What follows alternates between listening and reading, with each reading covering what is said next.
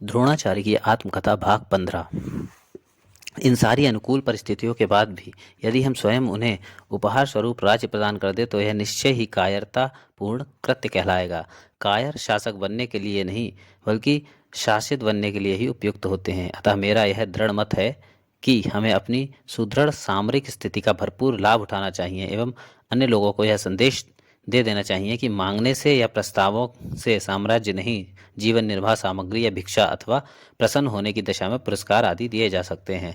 साम्राज्य की सीमाओं का निर्धारण या उसके स्वरूप परिवर्तन का अधिकार किसी अन्य के परामर्श की अपेक्षा नहीं रखता। यह शासक के एवं साम्राज्य के स्वाभिमान से जुड़ा मौलिक प्रश्न है। अतः इस पर किसी अन्य के प्रस्ताव को आधार बनाकर समझौता किया जाना संभव है।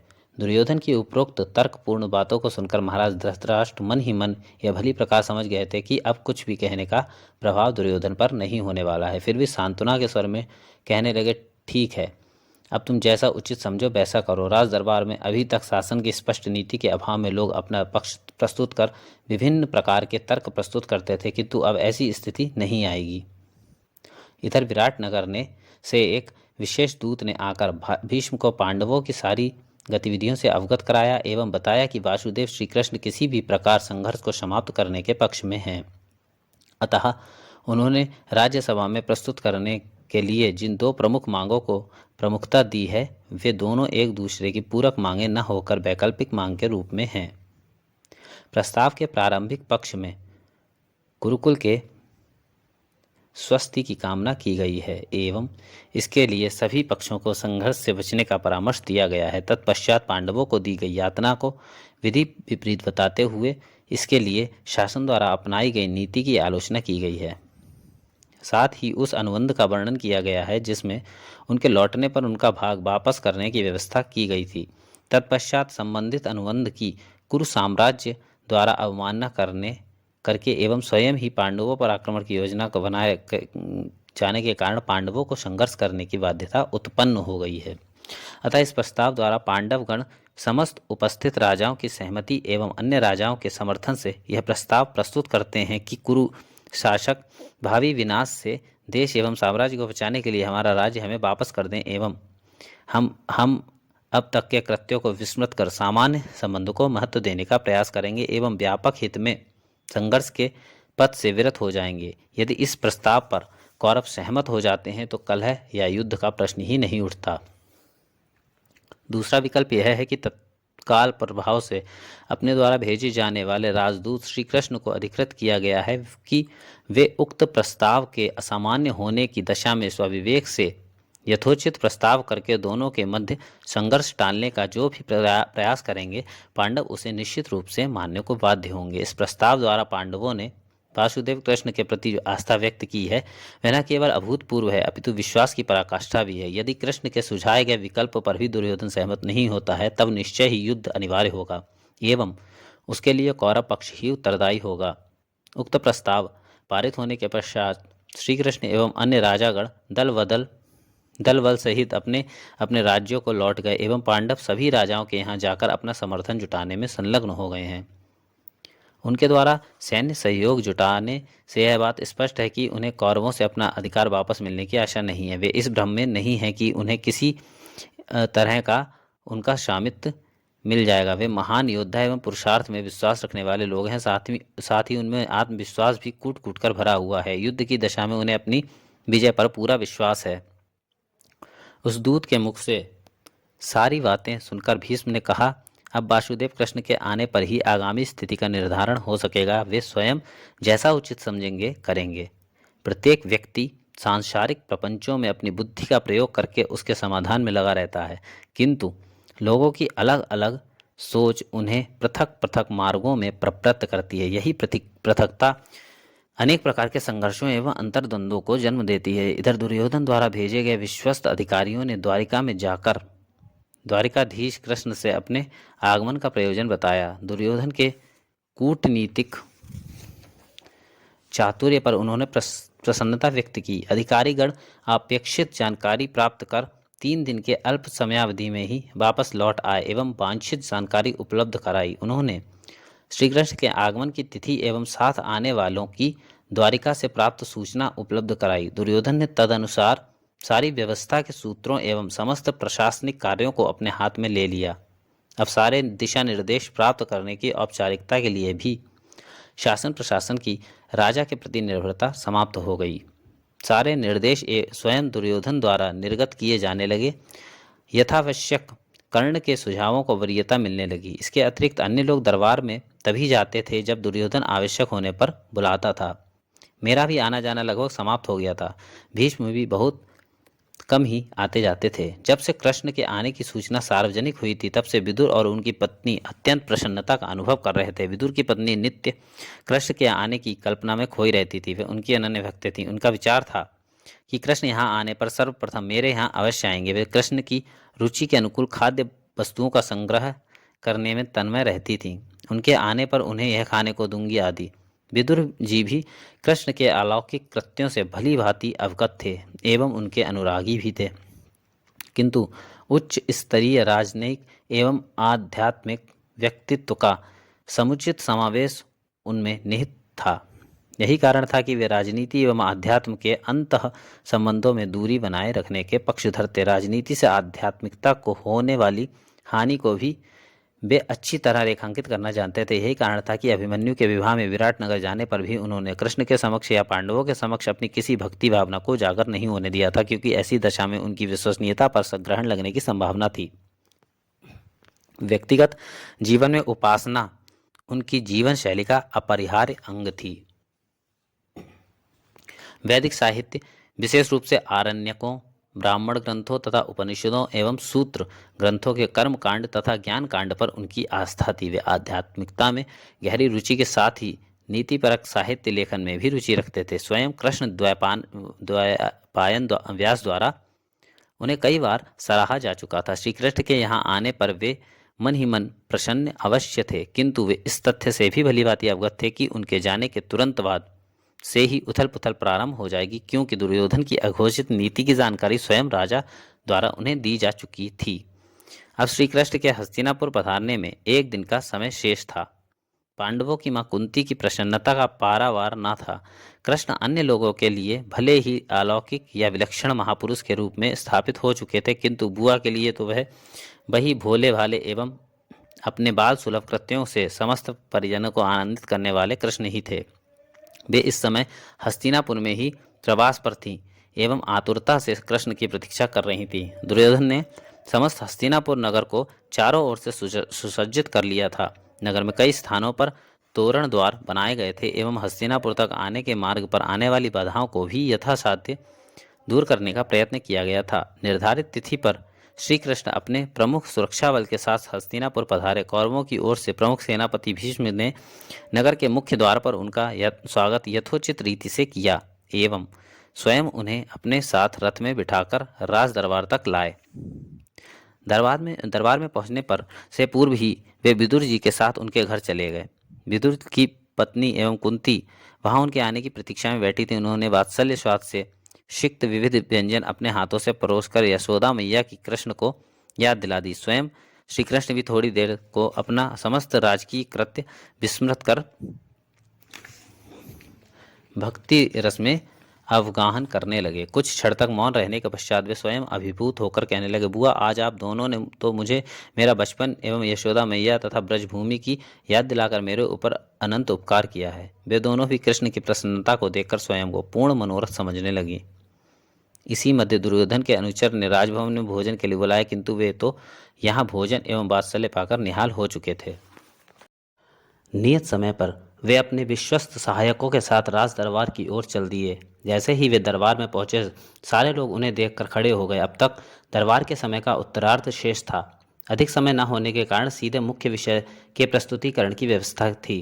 दरबार के सामान्य औपचारिक शिष्टाचार का परिपालन करने के उपरांत उन्होंने विषय का प्रतिपादन करना प्रारंभ किया। सर्वप्रथम कुरुकुल के पूर्व पुरुषों का वर्णन करते हुए उनकी उपलब्धियों का विवेचन किया गया। तत्पश्चात उत्पन्न परिस्थितियों की गहन समीक्षा की गई एवं दोनों ओर से की गई भूलों का विवरण प्रस्तुत किया गया। तत्पश्चात पांडवों की ओर से महाराज धृतराष्ट्र से राज्याधिकार वापस करने की अपेक्षा की गई, जैसा कि पूर्वानुबंध में व्यवस्था की गई थी। ऐसा न किए जाने की दशा में पांडव युद्ध करने का बाध्य होंगे।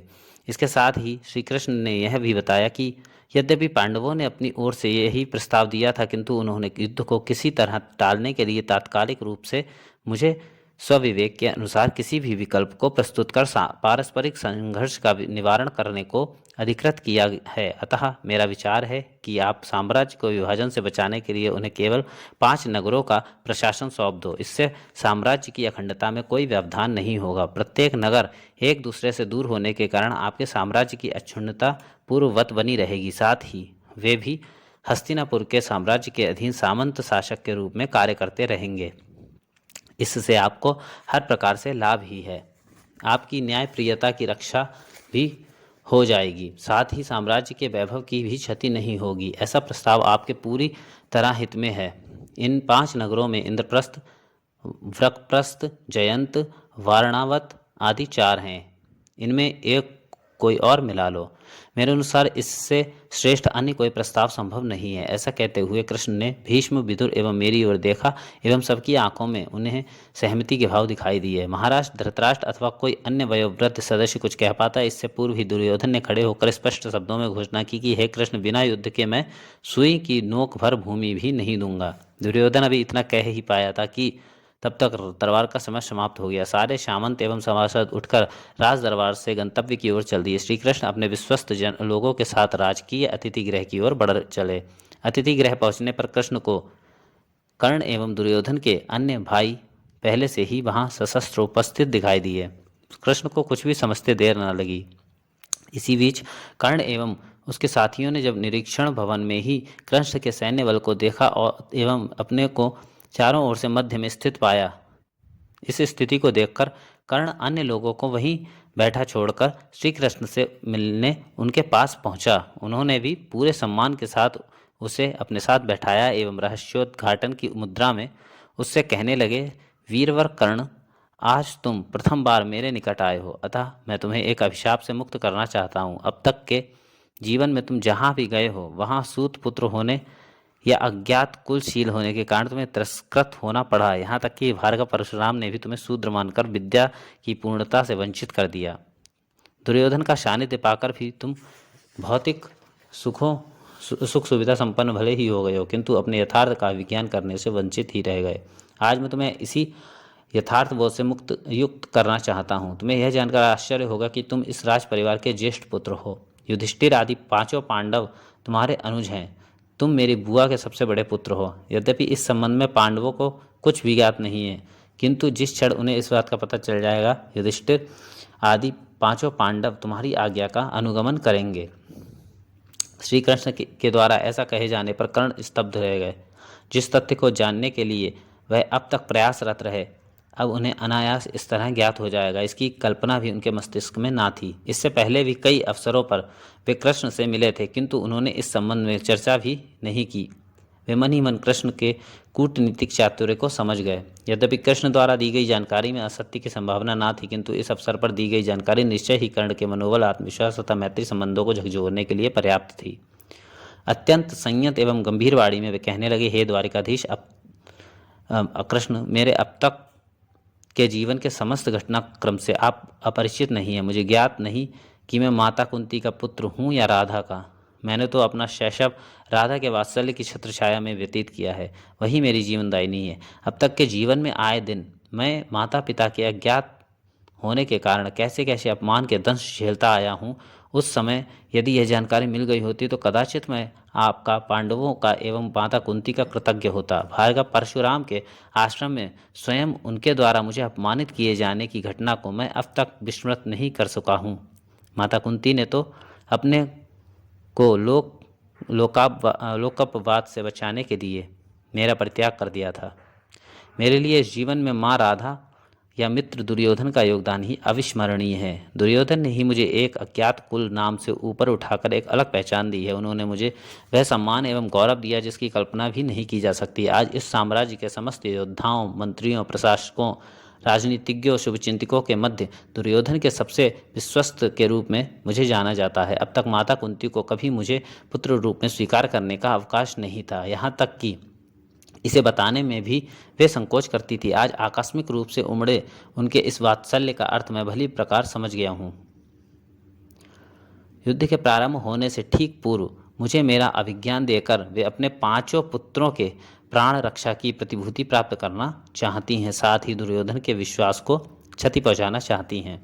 हे कृष्ण, मैं किसी भी दशा में अब अपने लक्ष्य से भटक नहीं सकता। कुरुकुल के साम्राज्य की तो बात ही क्या, यदि सारे विश्व का साम्राज्य भी मुझे प्राप्त हो रहा हो तब भी मैं अपने मित्र दुर्योधन से विश्वासघात नहीं कर सकता। जहाँ तक जय पराजय का प्रश्न है, मेरा इस संबंध में दृष्टिकोण स्पष्ट है। दुर्योधन के लिए अपने प्राणों को निछावर करने में अथवा उनके छत्र की छाया रक्षा करने में अनवरत स्वयं को समर्पित करके मैं अपना अहोभाग्य समझूंगा। इस आगामी युद्ध की परिस्थितियां कैसी होंगी, न्याय के किसके पक्ष में है, योद्धाओं की संख्या एवं बलाबल की स्थिति क्या है, कौन किसके पक्ष में लड़ेगा, कौन जीत हार का निर्णायक बनेगा, कौन शासक बनेगा, इनमें मेरी रुचि नहीं है। मैं तो मात्र इतना जानता हूँ कि यदि मेरा शरीर एवं मेरा युद्ध कौशल दुर्योधन के काम आ गया तो उनके उपकार का कुछ अंश चुका सकूंगा। हे गोविंद, यदि मैं आज माता कुंती का पुत्र बनकर पांडवों के साथ चला जाऊं तो सारा संसार मेरी इस कृतज्ञता को कभी क्षमा नहीं कर सकेगा। साथ ही लोग किसी निर्धन आश्रयहीन क्षमतावान की सहायता करने से मुंह मोड़ लेंगे।